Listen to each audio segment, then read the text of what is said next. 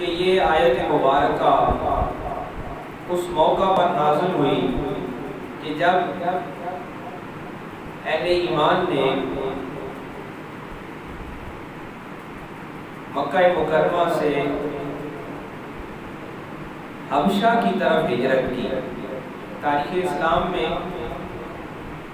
جو اولین ہجرت ہے، یعنی جو سب سے پہلی ہجرت ہے، وہ ہجرت حبشہ ہے۔ یہ افریقہ کا ایک وہ علاقہ جس کو حبشہ کا نام دیا جاتا ہے، مکہ میں آقا کریم امام الانبیاء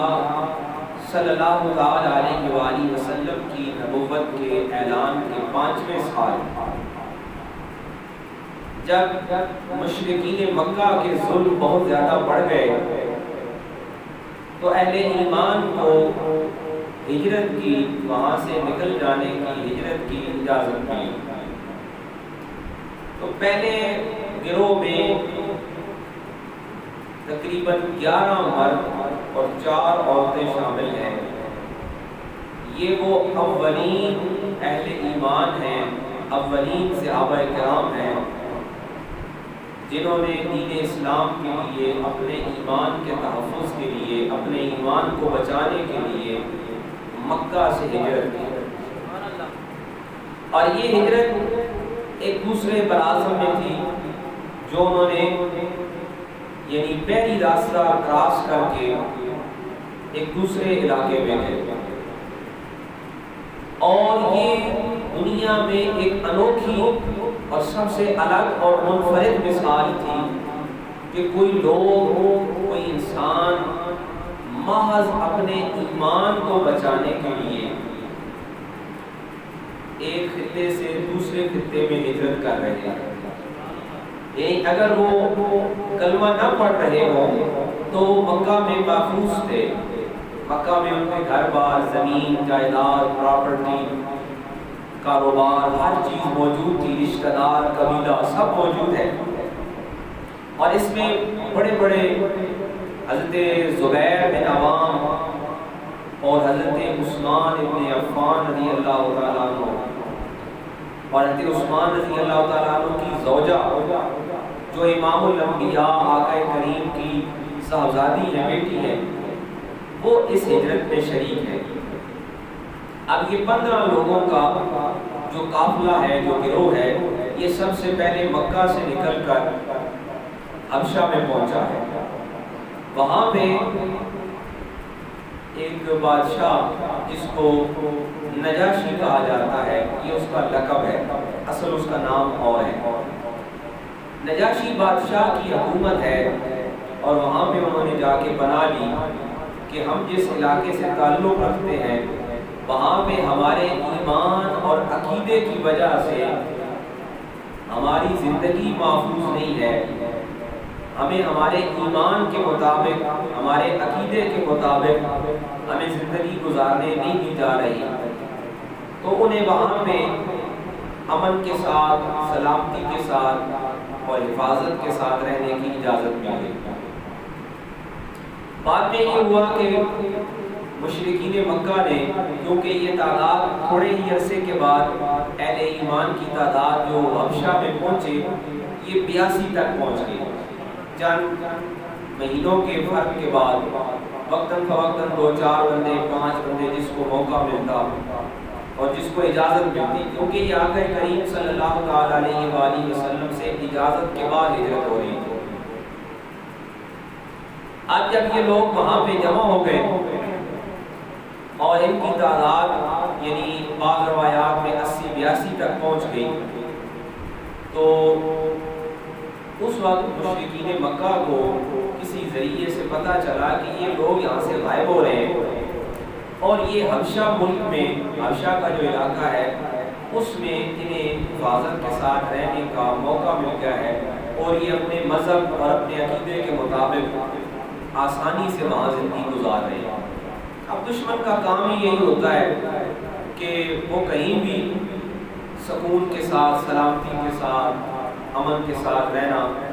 گوارا نہیں کرتا۔ لہٰذا مشرکین مکہ نے ایک اپنا گروہ ترتیب دیا، اس کو تحفے طائف دیے اور حبشہ کے بادشاہ کے پاس بھیج دیا، نجاشی جس کا نام ہے، کہ اس کے پاس جاؤ اور وہاں جا کے اسے بتاؤ کہ یہ لوگ جو ہے معاذ اللہ یہ بے دین ہو گئے، انہوں نے آباء و اجداد کا جو دین ہے وہ چھوڑ دیا ہے اور ان کا عقیدہ درست نہیں ہے، یہ آپ کے ملک میں بھی آپ کی حکومت میں بھی یہ خرابی پیدا کریں گے، انہیں نکال دیں۔ اب جب یہ مکہ کے مشرکین کا قریش مکہ کا یہ وفد بادشاہ کے پاس پہنچا، کیونکہ قریش مکہ جو ہے ان کی پوری دنیا میں ایک پہچان تھی، کعبہ شریف کی وجہ سے، بیت اللہ شریف کی وجہ سے قریش مکہ جو ہے ان کی جان پہچان، ان کا تعارف، اور یہ تھا کہ باقی جو بادشاہ اور ریاستیں تھیں ان کا کاروبار بھی وابستہ تھا۔ آج کا ہی آپ دیکھ لیں کہ دنیا کے جتنے بڑے کاروباری ملک ہیں ان کی معیشت جو ہے وہ سعودیہ کے ساتھ یعنی بیت اللہ شریف کے ساتھ وابستہ ہے، کہ ان کا مال تجارت جو ہے وہ وہاں پہ فروخت ہوتا ہے، ان کا کاروبار ہوتا ہے، لہٰذا انہیں جان پہچان رکھنی ہوتی ہے۔ اب اس بادشاہ نے ان کو پروٹوکول دیا کہ یہ مکہ سے قریش آئے ہیں،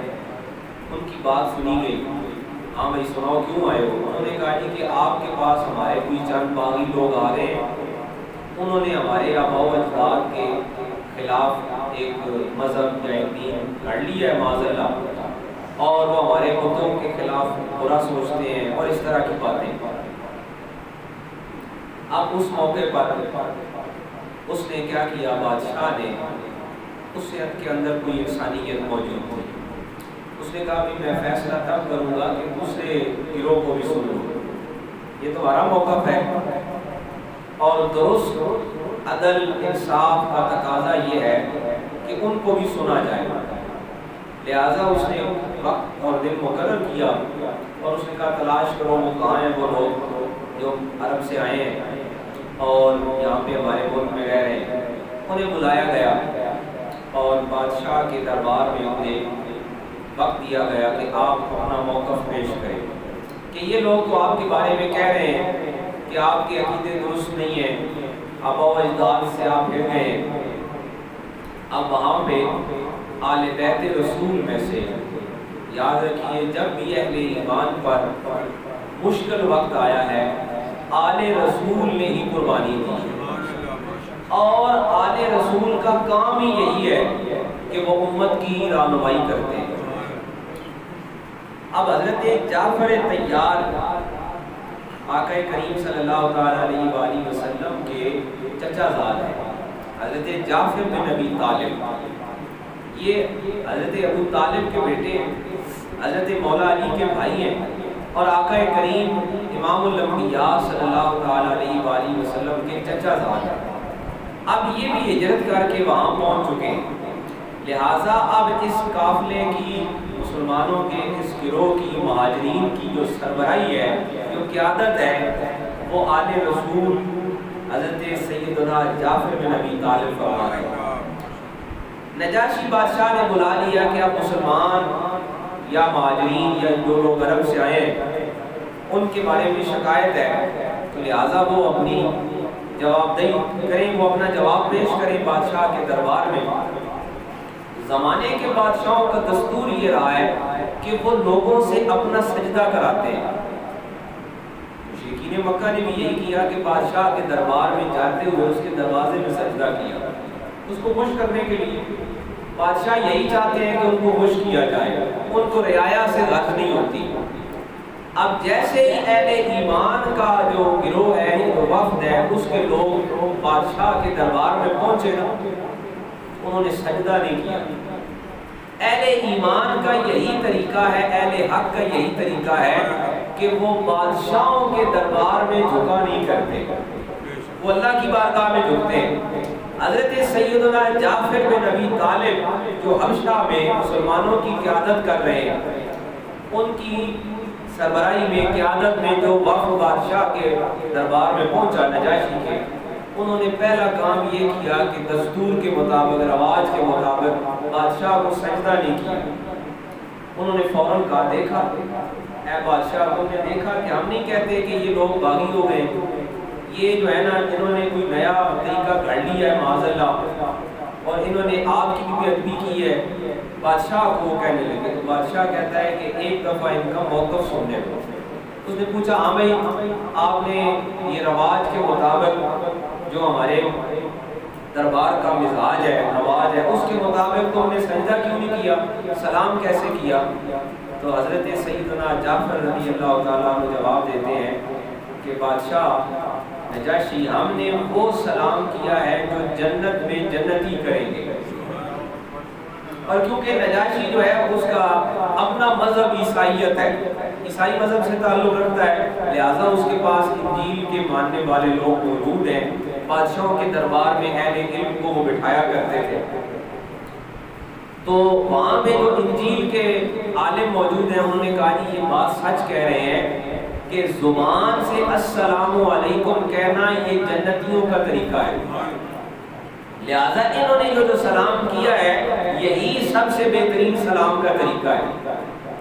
اس کے بعد اب سوال و جواب کی نشست شروع ہوئی، تو بادشاہ کی طرف سے سوال کیا گیا کہ بھئی آپ پر اعتراض ہے کہ آپ آباء و اجداد کے طریقے سے پھر گئے، آپ نے اپنے بڑوں کا جو مذہب ہے وہ چھوڑ دیا ہے اور معاذ اللہ کوئی نیا دین اور نیا طریقہ گھڑ لیا ہے، اور آپ یہ بتائیں کہ آپ حضرت عیسیٰ کے بارے میں کیا عقیدہ رکھتے ہیں۔ تو اس موقع پر آل رسول ہو، اللہ کے رسول کے گھرانے سے جو نسبت ہے نا یہ بڑی چیز ہے، اور پھر آل رسول کی جو قرآن سے نسبت ہے یہ بھی بڑی کمال چیز ہے، اور آل رسول ہمیشہ قرآن کے ساتھ وابستہ رہتے ہیں۔ اب اس پر سارے مفسرین کرام، صاحب تفسیر خازن، صاحب تفسیر کبیر، صاحب روح المعانی اور تمام مستند مفسرین کرام فرماتے ہیں کہ وہاں ان اہل ایمان اہل حق کی جو قیادت حضرت جعفر کر رہے ہیں انہوں نے کوئی دوسری بات نہیں کی، بلکہ انہوں نے کھڑے ہو کر قرآن مجید کی سورہ مریم سے آیات کی تلاوت شروع کر دی۔ جیسے ہی انہوں نے سورہ مریم کی آیات کی تلاوت کی نا تو بادشاہ جو ہوتے ہیں ان کا طریقہ یہ ہوتا ہے کہ وہ بڑے تکبر، غرور اور اپنے آپ کو ظاہر ہے کہ انہوں نے عوام کے سامنے بنا کے پیش کرنا ہوتا ہے، تو وہ بادشاہ جو ہے وہ اپنے تخت سے نیچے اتر آیا۔ جیسے ہی چند آیات کی تلاوت حضرت جعفر رضی اللہ تعالیٰ عنہ نے ختم کی، وہ زمین پہ ہاتھ مار کے ایک تنکا اٹھا کے کہتا ہے کہ جو باتیں آپ نے سنائی ہیں حضرت عیسیٰ علیہ السلام اور ان آیات کے درمیان اس دن کے برابر بھی فرق نہیں ہے۔ حضرت عیسیٰ کی جو قدر و منزلت ہے، آپ کی جو شان و عظمت ہے وہ اسی طرح ہے جس طرح آپ نے یہ قرآنی آیات پڑھ کے۔ اب وہ یہ پوچھتا ہے کہ یہ کیا کلام ہے، یہ کیا چیز آپ نے پڑھی ہے؟ تو حضرت جعفر بن ابی طالب جو ہیں جو اہل ایمان کی وہاں قیادت کر رہے ہیں وہ کہتے ہیں یہی تو ہمارے نبی پر نازل ہونے والا کلام ہے، ہم اسی پر تو ایمان لانے والے ہیں۔ اور پھر مفسرین کرام فرماتے ہیں کہ اسی موقع پر وہ نجاشی جو ہے وہ ایمان لے آیا، اس نے اسلام قبول کر لیا۔ بلکہ یہی نہیں، اس نے مشرکین مکہ کو نکال دیا، انہوں نے کہا تم جھوٹے ہو اور یہ لوگ سچے ہیں، لہٰذا ان کو اس ملک میں رہنے کی اجازت بھی ہے اور ان کو نکالا بھی نہیں جائے گا۔ اب اس کے بعد کیا ہوا کہ طویل عرصہ روایات میں آتا ہے کہ ہجرت کے 6 سال جا کر، یعنی یہ بات ہے نبوت کے 5ویں سال، اور اس کے بعد طویل عرصہ گزرنے کے بعد 6 ہجری میں جا کے جب خیبر کا غزوہ برپا تھا تو اس وقت حضرت جعفر جو ہے وہ اپنے اس سارے گروہ کے ساتھ واپس پہنچے، اور اسی دن خیبر کا قلعہ جو ہے وہ فتح ہوا، اور شام کو سرکار دو عالم امام الانبیاء صلی اللہ تعالیٰ علیہ وآلہ وسلم فرما رہے تھے کہ مجھے آج یہ سمجھ نہیں آ رہی کہ میں قلعہ خیبر کی خوشی مناؤں یا میرے بھائی حضرت جعفر بن ابی طالب کی جو واپسی ہوئی ہے طویل عرصے کے بعد میں اس کی خوشی مناؤں۔ تو حاضرین مکرم، یہ جو سورۃ المائدہ کی آیت نمبر 82 ہے، یہ اسی موقع پر نازل ہوئی کہ اللہ کریم نے فرمایا کہ اہل ایمان مشرکوں کو کبھی بھی اپنا دوست نہیں بناتے، بلکہ ان کے ساتھ جو اہل ایمان کا طریقہ ہوتا ہے وہ حق کی بنیاد پر ہوتا ہے، وہ نظریات کی بنیاد پر ہوتا ہے، اور چاہے وہ نصارہ ہوں چاہے وہ یہود ہوں۔ اور یہ ہجرت حبشہ جو ہے، اسی آیت کے تناظر میں مفسرین کرام فرماتے ہیں کہ یہ اہل اسلام کے لیے، دین اسلام کے ماننے والوں کے لیے ایک بہت بڑی انٹرنیشنل پولیٹیکل ایک تحریک کی صورت رکھتی ہے کہ اگر ہجرت حبشہ نہ ہو تو اہل ایمان کا دنیا کے باقی جو اقوام ہیں، کیونکہ اس سے پہلے تک مسلمانوں کا جو دائرہ ہے وہ مکہ تک محدود تھا یا عرب کے قبیلوں تک محدود تھا، لیکن ہجرت حبشہ نے اہل ایمان کو دنیا کے دوسرے براعظموں تک اور دوسری اقوام تک پہنچا دیا۔ لہٰذا یہ ایک اہل اسلام کے لیے، اہل ایمان کے لیے ایک بہت بڑی عالمی سیاسی موومنٹ کا، اور اپنے آپ کو دیکھیے کہ وہ لوگ جو کل تک مفسرین کرام فرماتے ہیں کہ یہ لوگ کوئی اس طرح باقاعدہ تربیت یافتہ سفیر نہیں تھے، ان کو باقاعدہ کوئی ٹرین کر کے نہیں بھیجا گیا تھا، وہ تو مکہ سے بعض اپنی جان بچانے کے لیے کہ ہمارا ایمان یہاں پر خطرے میں ہے، لہٰذا وہ اپنی عورتوں اور بچوں کے ساتھ حبشہ میں ہجرت کر گئے۔ اب آگے ان کو جب بادشاہ کے سامنے بلایا گیا تو یہ ان زمینی حقائق کے مطابق ایک بہت بڑا چیلنج تھا کہ عام لوگ جو کھیتی باڑی کرتے ہیں، جو مویشی پالتے ہیں، ان کو جب بادشاہوں کے دربار میں بلایا جائے اور جن بادشاہوں کے بارے میں یہ تعارف ہو، یہ پہچان ہو کہ وہ اپنے سامنے ذرا سی غلطی پر لوگوں کی گردنیں کٹوا دیتے ہیں، ان لوگوں کے سامنے پیش ہونا اور پھر پیش ہو کر اپنے ایمان کی گواہی دینا، اور ایسے انداز میں دینا کہ جس کو چیلنج نہ کیا جا سکے، یہ اور کچھ نہیں ہے، یہ جناب محمد عربی امام الانبیاء صلی اللہ تعالیٰ علیہ وآلہ وسلم کے اس گہوارہ تربیت کا اثر ہے کہ یہی لوگ جن کو مکہ میں وہ کہہ رہے تھے کہ یہ تو چروائے ہیں، یہ تو مویشی چراتے ہیں، اونٹ چراتے ہیں، ان کو تو کچھ پتہ نہیں ہے، اور یہ تو باغی ہیں، یہ تو کمزور لوگ ہیں، اور وہی لوگ اپنے علاقے سے بھی باہر نکل کر پھر اپنا قبیلہ ہو، اپنا علاقہ ہو تو اس میں بات کرنا اور طرح سے ہوتا ہے، لیکن دیار غیر ہو، دوسرا دیش ہو، اور وہاں پہ جا کے بادشاہ کے سامنے پیش کی ہو، تو اہل ایمان نے ثابت کیا،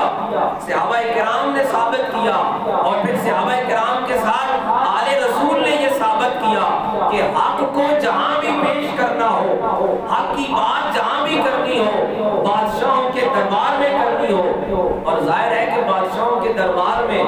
ذرا سی زبان کی لغزش سے گردنیں کٹ جاتی ہیں،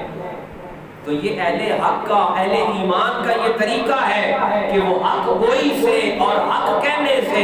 ذرا برابر نہیں، کسی بھی ہچکچاہٹ کا یا گھبراہٹ کا شکار نہیں ہوتے۔ تو قرآن مجید کی یہ آیت ہمیں بتا رہی ہے کہ اہل ایمان کے لیے یہود و نصارہ دوست نہیں ہو سکتے۔ مشرکین مکہ نے جو ہے وہ وہاں پہ عیسائیوں سے اپنے تعلقات جو ان کے سابقہ موجود تھے ان کی بنیاد پر یہ کوشش کی، اور یہ ان کی سفارتی کوشش تھی، ایک سیاسی کوشش تھی کہ ان کا تجارتی اور سفارتی تعلق بادشاہ سے موجود تھا، لیکن دوسری طرف اہل ایمان کے پاس، اہل اسلام کے پاس اور صحابہ کرام کے پاس ایسا کوئی تجربہ موجود نہیں تھا، لیکن ان کی ایمانی قوت نے، ان کے اس ایمانی جذبے نے، یا یوں کہیے کہ قرآن کی اس نورانیت نے اور ایمان کی اس حرارت نے ان کو وہ طریقہ اور وہ انداز اور وہ اسلوب عطا کر دیا کہ انہوں نے بادشاہ کے محل میں جا کر، اس کے دربار میں، اس کے سامنے جا کر، بجائے اس کے کہ جس طرح معاشرے کے لوگ آج بھی یہ کرتے ہیں کہ جب حکومتوں کے سربراہوں سے ملتے ہیں تو ان کی بے جا تعریفیں کرتے ہیں، ان کی خوشامدیں کرتے ہیں، اور یہی اہل حق کا ہر زمانے میں طریقہ رہا۔ ہمارے اسلاف کی یہی روش رہی کہ وہ زمانہ کوئی بھی ہو، وقت کوئی بھی ہو، لیکن اہل ایمان ہمیشہ اس طریقے پر قائم رہے ہیں کہ حق کی بات چاہے بادشاہوں کے دربار میں کرنی ہے، کسی ظالم جابر بادشاہ کے سامنے کرنی ہے۔ حدیث پاک کے الفاظ ہیں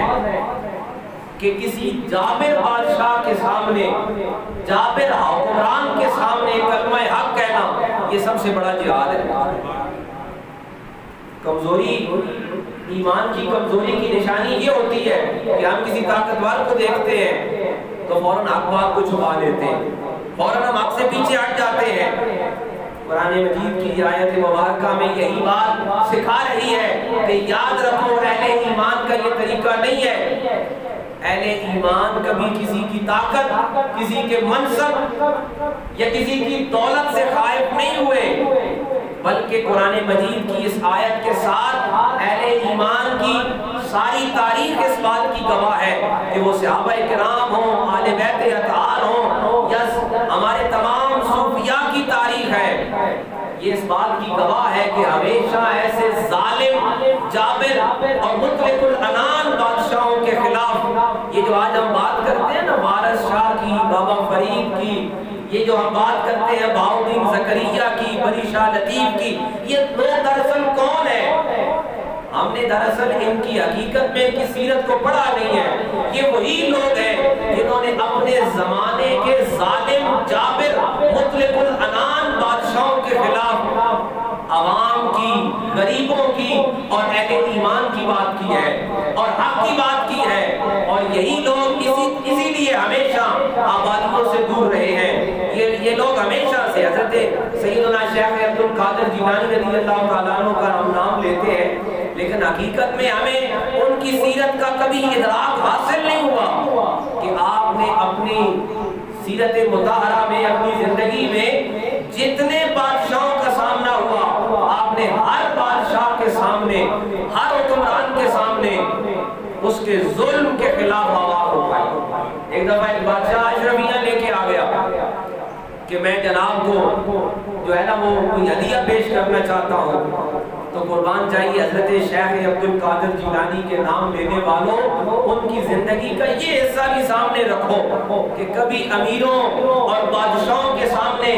حق کو اور ایمان کو چھپانا طریقہ نہیں رہا۔ حضرت سید عبد القادر جیلانی رضی اللہ تعالیٰ عنہ نے وہ اشرفیوں کی تھیلی پکڑی نا، اس کو ہاتھ سے دبایا، نچوڑا اور اس سے خون گرنے لگا، اور آپ فرماتے ہیں کہ ظالم غریبوں کا خون نچوڑ کر عبد القادر کو تحفہ دینے آئے ہو، یاد رکھو کہ مجھے اگر بغداد کے غریبوں کا خیال نہ ہو تو میں یہ خون اس قدر بہاتا کہ تمہارے مال اس خون میں ڈوب جاتے۔